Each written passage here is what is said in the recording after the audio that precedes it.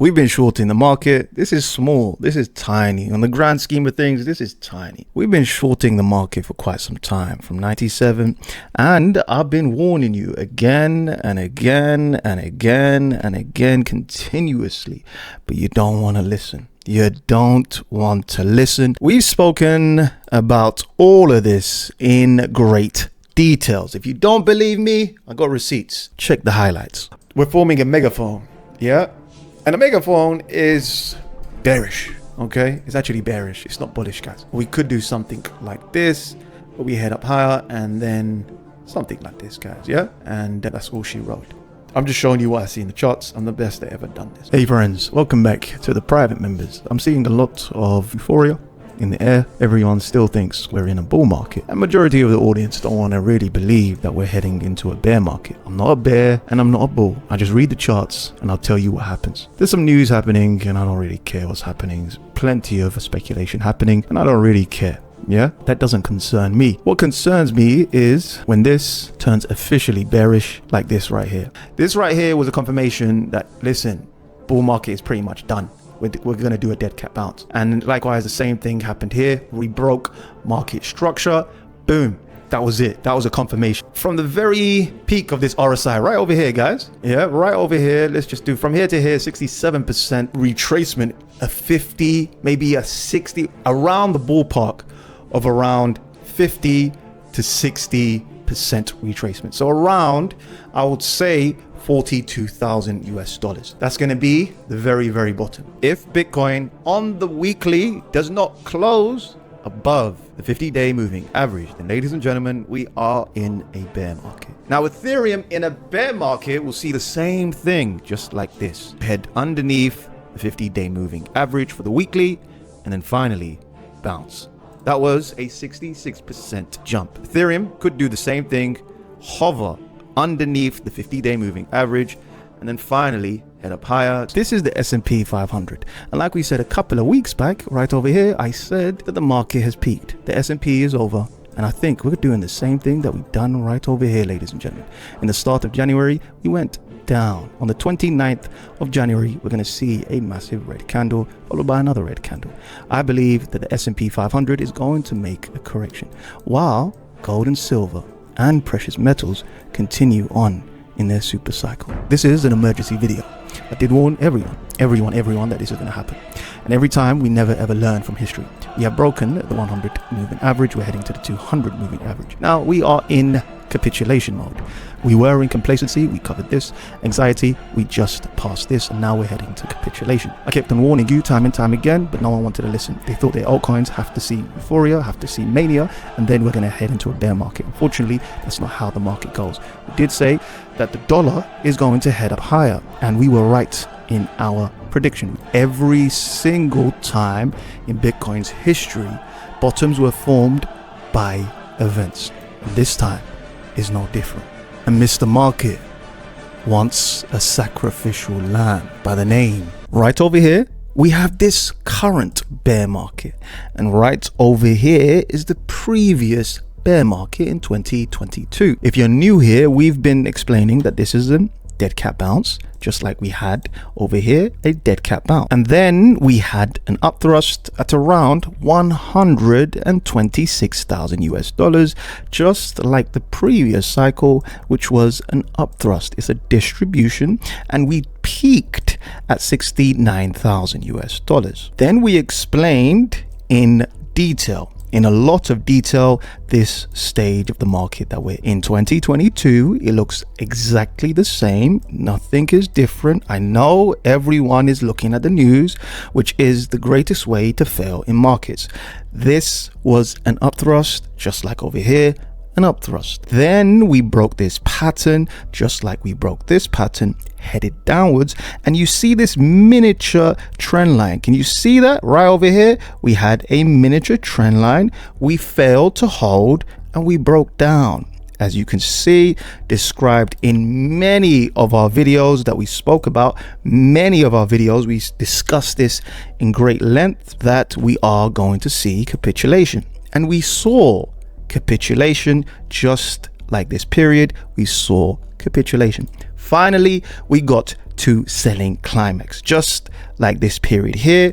And stay with me, this period right over here. I posted this on my channel and I showed participants live what price I bought it at. While everyone was screaming and panicking and fearful, we were actually buying the blood. So congratulations to all our private members. Congratulations. We also explained in great detail that we will break 74,000 US dollars. We've done that exactly the same thing. We broke into this channel. Now we're ranging into this channel. As you can see, we're doing the exact same thing. If it's not broken, don't fix it. What I'm expecting on Monday, it heads down,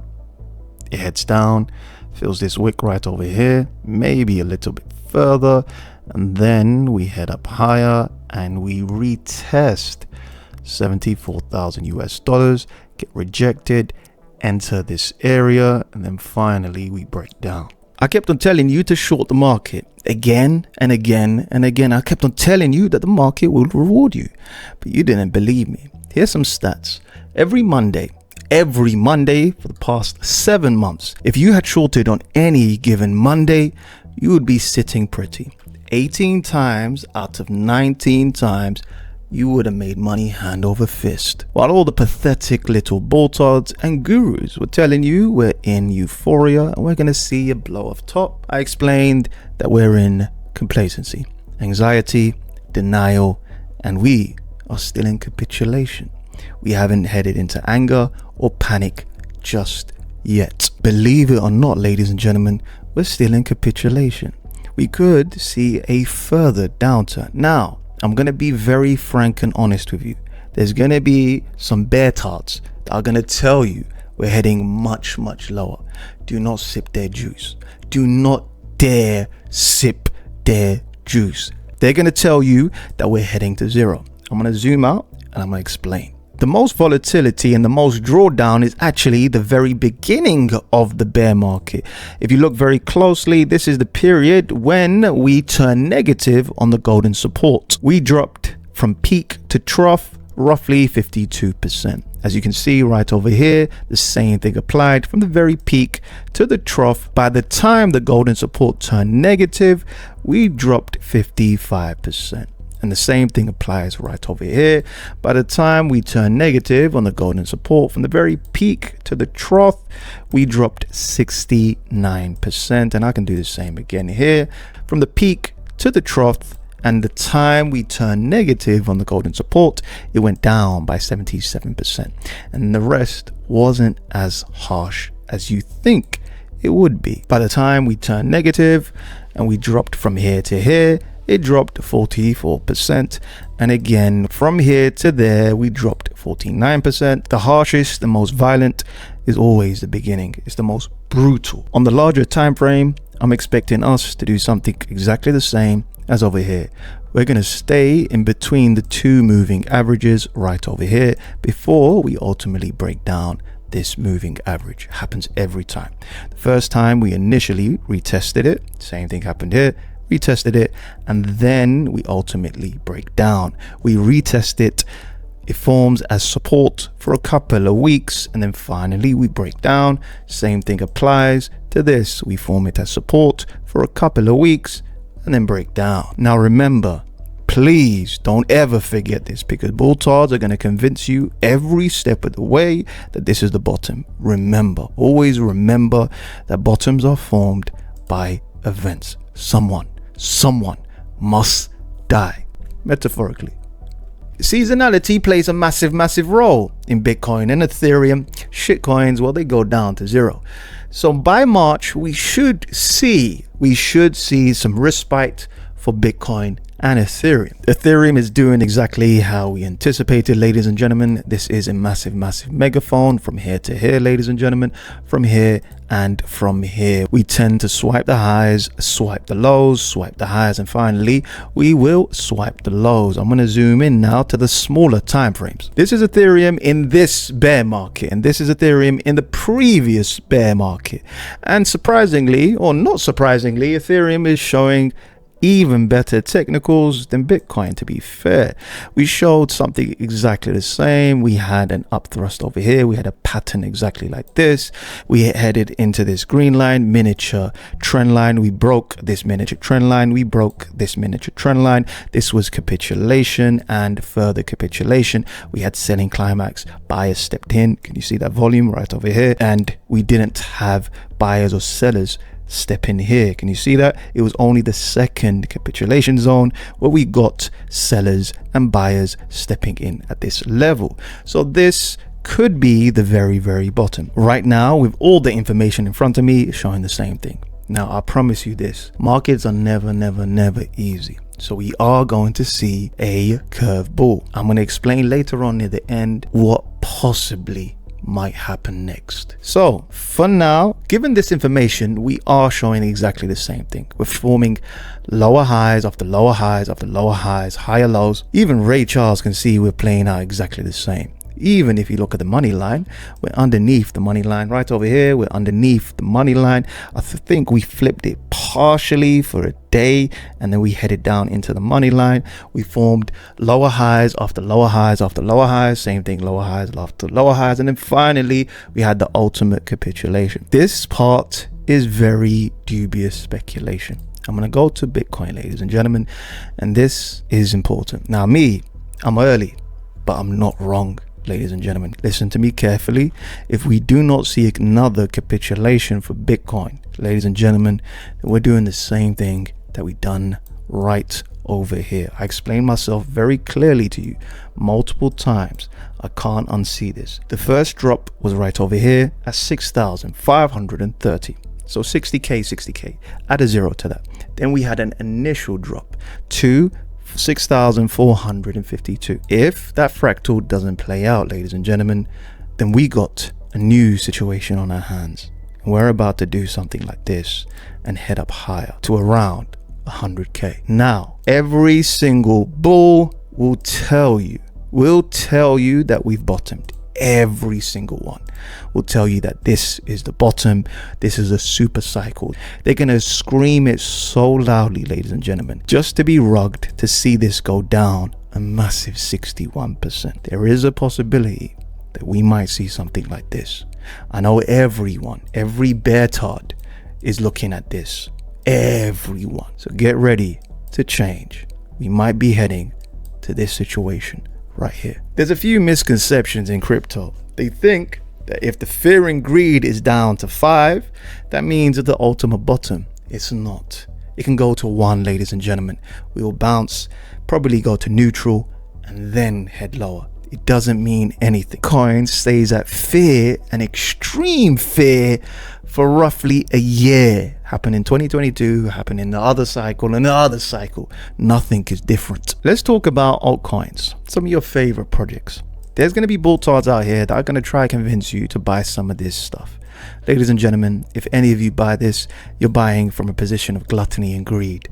I suggest you do not touch this. Do not touch none of these except for Bitcoin and ETH. And I say this vehemently clear because Bitcoin and ETH are the only two that actually come around. I know a lot of folks that want to buy Solana. There's a massive misconception regarding Solana, ladies and gentlemen, and I'll explain. I explained many times that this is a head and shoulders. Ray Charles can see this.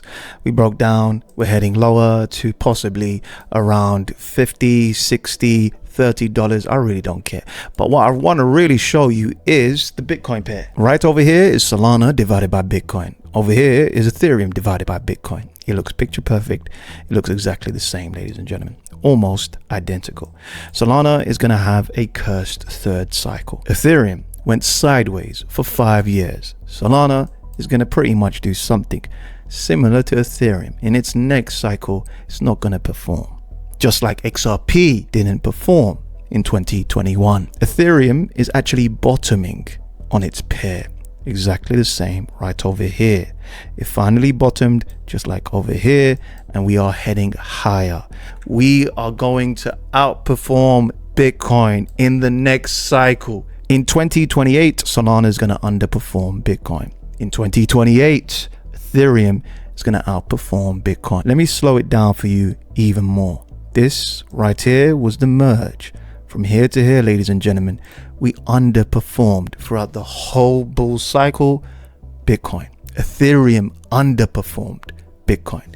In the next cycle, Ethereum is going to outperform. Carver heading to zero. List, Midas, Tezos, Wormpool, Celestia, Blast. All of these were big names. Massive names, ladies and gentlemen. Sonic, they're all going to zero. We're doing exactly the same thing as the previous cycle. Nothing new. Nothing is new in crypto. In 2014, I heard the same thing. 2017 heard the same thing. 2018 heard the same thing, and they keep telling you to DCA on some of these coins. And in the next cycle, they never ever make all-time new highs. This is actually the main event. I actually wanted to speak about SPX. I kept on telling you, we've peaked. You don't want to listen. This is the weekly, but you don't want to listen. I might be early, but I'm not wrong. Remember that. We've been going sideways for weeks and on months. We have a typical Adam and Eve, but I don't really care about that. What I want to really show you is something interesting. I did explain previously that by late January and early February, we'll see a downturn. So we're showing some similarities to this right here. However, if we continue to go sideways, then we got bigger problems, my friends. We got way bigger problems. This is the .com period, and we went sideways for a long time. We showed something similar where we had a Adam and Eve pattern, but we just genuinely went sideways for almost a year.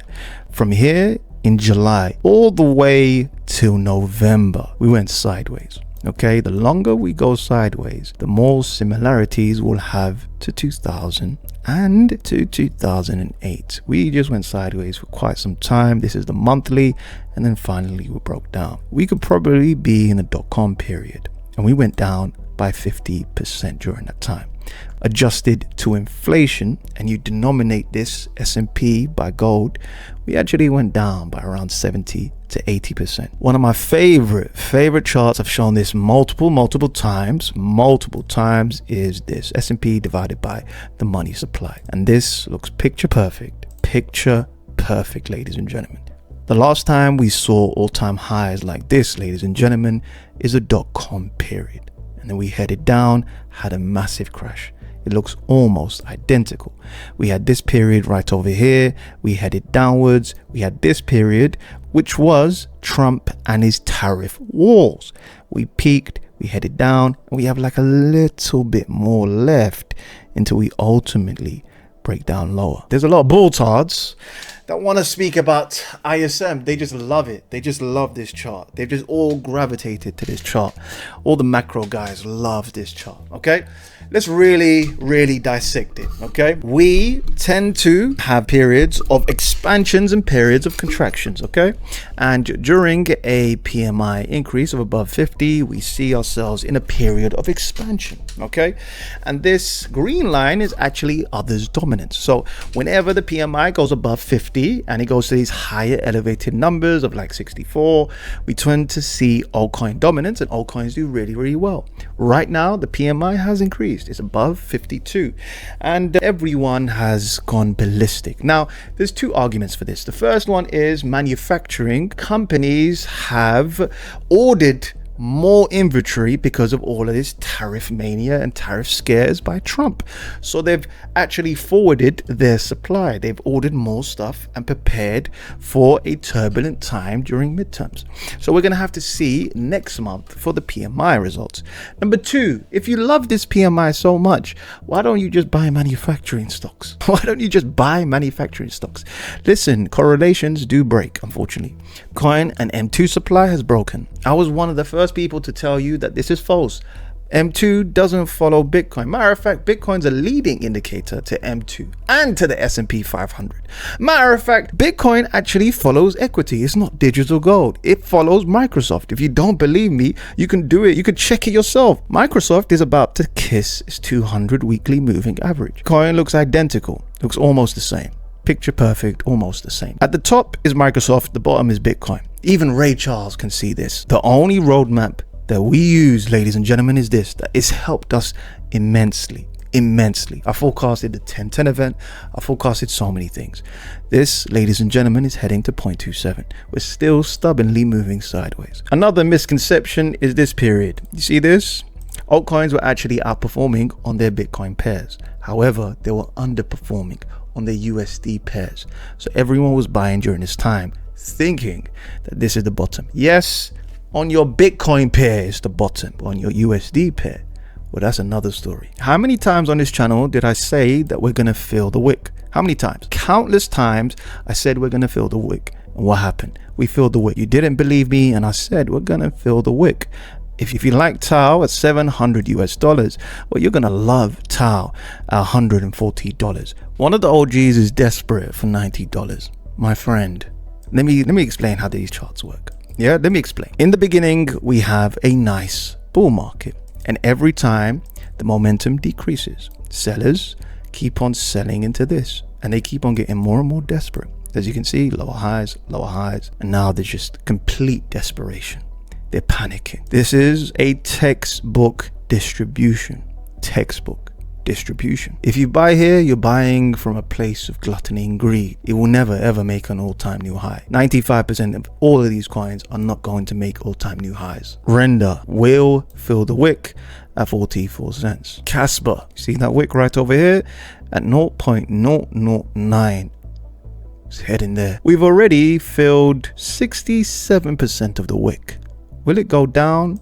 87% of the wick. The S&P 500 is going to come down. We're going to have at least 11% correction. Now we just wait. We just wait, ladies and gentlemen. See you in the next one. Peace.